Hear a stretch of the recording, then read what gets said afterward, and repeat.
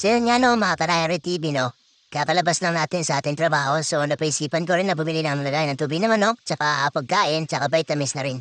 Ito pala ako sa Taray Street kasi may nakita ko dito Gribit Supplies na malapit sa katabi ng James Flower Shop dito sa Tara.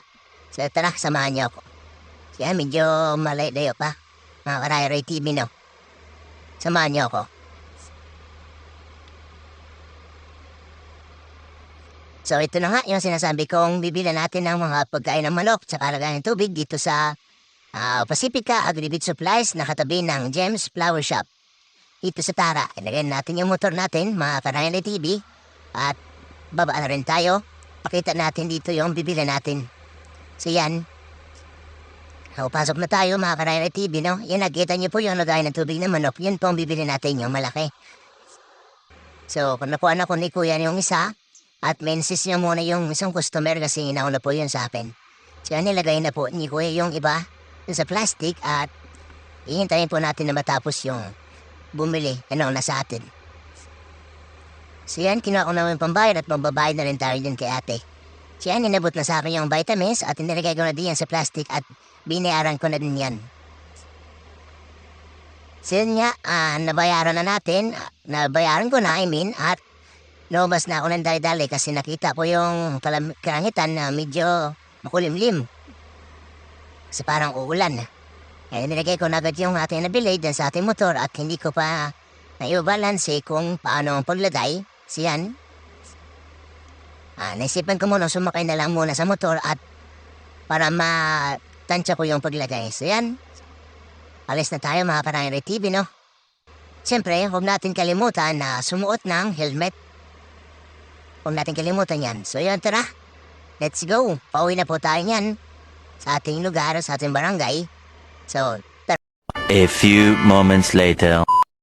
So yun mga Karayari TV, no? Nakarating na tayo sa ating barangay, sa Barangay Marintop. Yan pong tinatawag Mr. Way. Pababa po tayo dyan at papasok po rin tayo sa loob. Kasi nandun ang bahay namin sa Purok No. 3, Bagaliog Street. Yan po sa right side. Hindi ko po tayo dyan. Diretso na po yan. Medyo magalaw yung camera kasi sa daan po yan. Medyo magalaw yung motor. Yan, maraming tao, maraming nakatambay kasi may meeting po yata dyan sa simbahan. So yan, halo pulit. Kasi maraming lubak. So yan, ganahin na po tayo mga Karayari TV. At nandito na ako.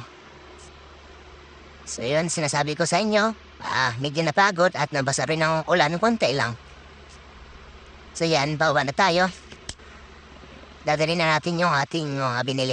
Yan si Ashley, yung aso namin dito sa bahay, yung bantay. Laging nasa labas yan. So yap ko muna sa inyo yung aking mga isda dyan. Marami-rami na po yan. For sale na po yan lahat.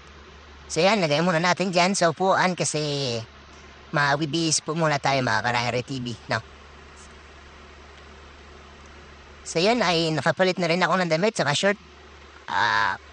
Papakita ko na sa inyo yung ating mga nabili doon sa Pacifica Agribit Supply. So yan ang sinasabi ko sa yung lagayan sa inyo na lagayan ng tubig. At sa ating manok nagkakalaga ng 75 pesos. Yan, large na po yan. At sumunod yung ating vitamins na Vitamin Pro sa halagang 22 pesos. At ito yung huli, ang trackpor na ating ihalo doon sa nauna nating integra. Pakain sa mga Rhode Island Red. Nagkakalagang 80 pesos kasi 2 kilos po yan.